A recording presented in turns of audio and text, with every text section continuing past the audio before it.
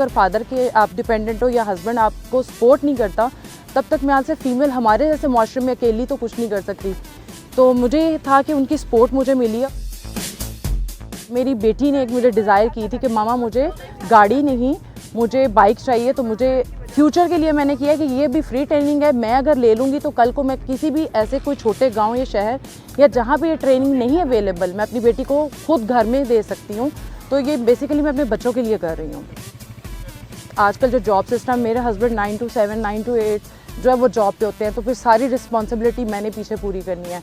Local मैं नहीं भेजना चाहती, रिक्शा वैन करूँगी, मेरा एक्सपेंस बढ़ेगा। अगर मैं खुद कर रही हूँ तो मेरे बच्चे भी सेफ़ हैं और बेसिक ये है कि कल को ये मेरे बच्चों के भी काम आएगा। मैं एज अ मदर अगर घर में ट्रेनर हूँ ना, तो इसमें भी एज अ मदर मैं ही ट्रेनर हूँगी। अगर आप गाड़ी नहीं कर सकते, बाइक एक ऐसी चीज़ है जो मैं मतलब जिसका आप देखते हैं कि कम पैसों पे लोन्स वगैरह पे भी आप ले सकते हैं।